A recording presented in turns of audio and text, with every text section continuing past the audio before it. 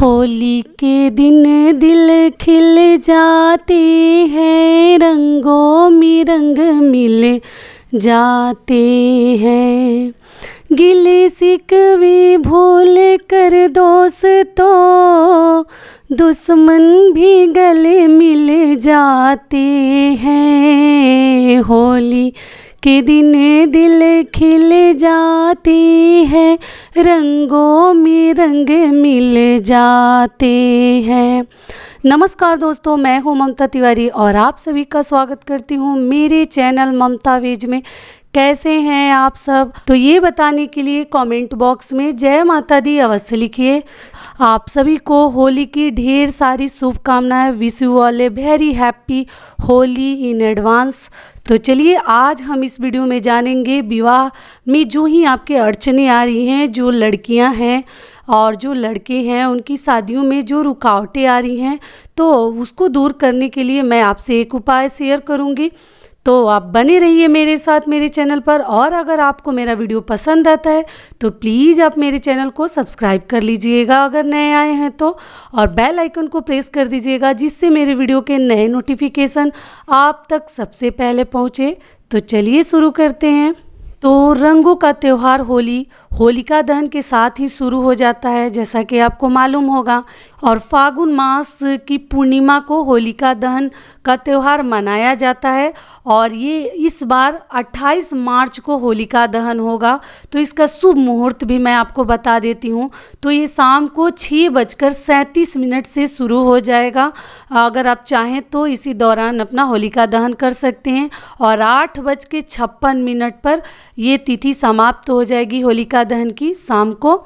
तो आप इसी 2 घंटे 20 मिनट के करीब ये टाइम है, इसमें अपना होलिका दहन आप कर सकते हैं। और 28 मार्च को करना है, दिन है रविवार और उसके अगले दिन हमें होली खेलनी है। आपको मालूम है रंगों का त्यौहार होली। अभी तो होलाष्टक चल रहा है, 22 मार्च से शुरू हो जाएगा होलाष्टक और ये इस और 28 मार्च तक रहेगा। तो इस दौरान में आप कोई भी शुभ कार्य न करें। अगर आप कोई शुभ कार्य करने भी जा रहे हैं तो वो कार्य आपका शुभ नहीं होगा, बिगड़ने लगेगा आपका कार्य। तो इस दौरान कोई भी अच्छे कार्य आप अपने घर के शुभ कार्य न करें, वर्जित है करना। तो जिनकी शादियां मान लीजिए कि विलम्ब हो रही हैं, नहीं हो रही हैं, एज भी काफ़ी बढ़ जा रहे हैं, बहुत सारे लोगों के कमेंट्स आते हैं कि कोई 36 प्लस है, कोई 30 प्लस है, कोई 32 प्लस हो गया है, जिसको बहुत दिक्कत हो रही है शादियां होने में। तो ऐसे तो मैं कई उपाय बता चुकी हूँ, आप ज़रूर उन उपायों को करिएगा और उससे बहुत सारे लोगों के फ़ायदे भी हो रहे हैं। और होली को लेकर मैं आपको एक उपाय बता देती हूँ उन सभी लड़कियों के लिए। और लड़कों के लिए तो पता नहीं, लड़के तो नहीं कर पाएंगे, लेकिन अगर उनकी माँ करना चाहें तो लड़कों की शादी के लिए भी कर सकती हैं। तो आप होली के दिन ये उपाय ज़रूर कर लीजिएगा। तो चलिए मैं आपको ये उपाय बता देती हूँ। ऐसे तो मैं गुरुवार का एक उपाय हल्दी वाला जो बताई थी उसको तो आप ज़रूर कर लीजिएगा, क्योंकि उसके ऊपर मैं कई वीडियोज़ में उसको मैं बता चुकी हूँ कि कैसे करना है, तो आप थोड़ा चेकआउट करिए। तो चलिए ये होली वाला भी उपाय मैं आपको बता देती हूँ। तो जैसा कि आपको मालूम है कि शिव जी अगर प्रसन्न हो जाएंगे तो हमारे जीवन में जितनी परेशानियाँ हैं, दुष्प्रभाव है और जितनी भी हमारे जीवन में कष्ट और परेशानियां शादी से संबंधित चल रही हैं, वो सब अड़चनें दूर हो जाती हैं। तो उन अड़चनों को दूर करने के लिए आपको क्या करना है कि होली के दिन आपको शिव जी की पूजा करनी है। तो लड़कियां खुद अपने हाथों से करेंगी। अगर वो नहीं करने लायक है तो अपनी माँ को मंदिर ज़रूर भेजिए, और लड़कों की माँ करेंगी। तो आपको क्लियर हो गया। अगर लड़कियां करने लायक हैं, पूजा कर सकती हैं, तो लड़कियां खुद अपने हाथों से करेंगी शिवलिंग की पूजा। तो आपको क्या करना है, सुबह उठ के स्नान आदि से निवृत्त होके अच्छे से साफ सुथरा कपड़ा वस्त्र पहन लीजिए और उसके बाद आप शिवलिंग की पूजा करिए। पूजा में हमें क्या क्या सामग्रियाँ चाहिए वो भी मैं आपको बता देती हूँ, क्योंकि शिव जी को प्रसन्न करना बहुत ज़रूरी है। तो आप सबसे पहले पान ले लीजिए, पान के पत्ते ले लीजिए, 2 या 5 जितना भी आप मंगा सकते हैं। पान के पत्ते ले लीजिए, सुपारी ले लीजिए 2 और हल्दी के 2 गांठ ले लीजिए।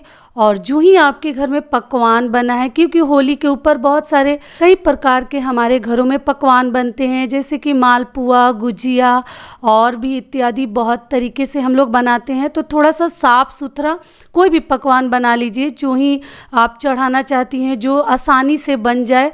और कुछ नहीं तो मालपुआ भी बनाकर आप शिव जी को चढ़ा सकती हैं, या गुजिया भी अगर आप शुद्धता से बनाए हैं, शुद्धता को ध्यान में रखते हुए, तो वो भी प्रसाद के तौर पर भगवान को अर्पित करिए। और गुलाल, तो क्या क्या हो गया, सुपारी, पान, हल्दी की गांठ, 2 हल्दी का गांठ ले लीजिए, और सुपारी भी 2, पान भी 2, और आप पुआ ले लीजिए, या कोई भी प्रसाद उस दिन अगर अपने घर में अपने हाथों से आपने बनाया है तो वो ले लीजिए। और धूप अगरबत्ती तो आपको मालूम है, चंदन रोली तो वो तो ले ही जाना है। और साथ में गुलाल, क्योंकि उस दिन होली है, तो होली के दिन गुलाल का बहुत अधिक महत्व है। तो आप पार्वती माता को भी लगा दीजिएगा और शिव जी को भी लगा दीजिएगा, जितनी भी लड़कियां हैं या उनकी माएँ हैं। तो आप इस तरीके से कर लीजिएगा पूजा अर्चना, और अपने मन में जितनी भी शादी की परेशानियां हैं भगवान से मन ही मन ज़रूर कहिए। और जितनी भी परेशानी है भगवान चाहेंगे तो आपको छुटकारा मिलेगा, क्योंकि शिव जी जो हैं बहुत जल्द सुनते भी हैं। और आपको आगे क्या करना है कि जो फूल वगैरह आप चढ़ा रही हैं या पहले से भी मंदिर में चढ़ा है, तो जो लड़कियां महाशिवरात्रि के दिन फूल लेकर आना भूल गई हैं, तो वो कभी भी शिव मंदिर जाती हैं या किसी मासिक शिवरात्रि के दौरान या होली के दिन, तो वो उस दिन भी उस फूल को लाकर अपने लिए रख सकती हैं भगवान का प्रसाद समझकर। और हर अड़चनों को दूर करने के लिए वो फूल आप लाकर रख लीजिए। होलिका दहन से संबंधित भी मैं एक वीडियो बता चुकी हूँ कि उबटन लगा के आपको होलिका दहन में उसको दहन कर देना है, जला देना है। जो ही हमारे घर में रोग कष्ट या किसी भी तरह का दुख है, वो सब कुछ उसमें जल जाता है। तो भी मैं थोड़ा सा इसमें बता देती हूँ कि होलिका दहन के दौरान भी आपको एक उपाय करना है। तो वो उपाय क्या है कि होलिका दहन के दौरान आपको पता ही होगा कि उपले क्या होते हैं, गोबर से बने होते हैं। तो जिन लड़के लड़कियों की शादियां नहीं हो रही है, परेशानियां आ रही हैं, तो उस उपले पर थोड़ा सा घी डालकर शादी योग्य लड़के और लड़कियां उसमें आग जलाएंगे, वही जलाएंगे। अगर कहीं दूर अगर होलिका दहन हो रहा है तो आप उसमें डालकर ले जाइए और वहाँ जलाकर डाल दीजिए। अगर आप अपने घर में ही कहीं बाहर गार्डन वगैरह में जलाना चाहते हैं तो आप खुद अपने हाथों से ही सबसे पहले उपले में आग लगाइए। जो ही आपके घर में रोग कष्ट और परेशानियां हैं, भगवान चाहेंगे तो वो हर बाधा दूर होगी।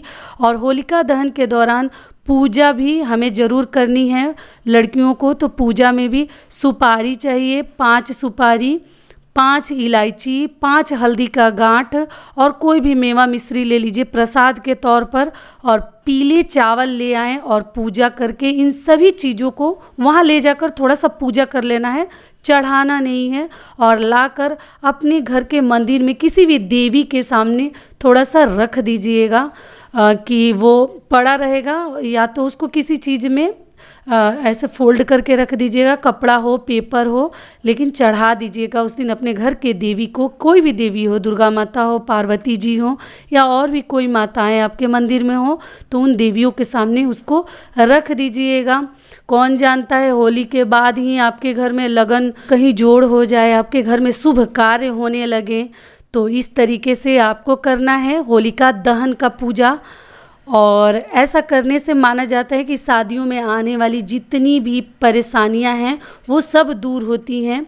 तो होली का पर्व तो आपको मालूम ही है, ये रंगों का पर्व है। तो इस प्रकार से हमें होली और होलिका दहन और होलाष्टक का पूजा अर्चना करना है और नियम विधि से करनी है। तो आशा करती हूँ कि अभी आपको समझ में आ रही होगी मेरी बातें। तो यहीं तक का था हमारा वीडियो। आशा करती हूँ कि इससे आपको लाभ मिलेगा। फिर मिलती हूँ एक नए वीडियो में, तब तक के लिए नमस्कार। स्वस्थ रहिए, सुरक्षित रहिए, हमेशा मुस्कुराते रहिए।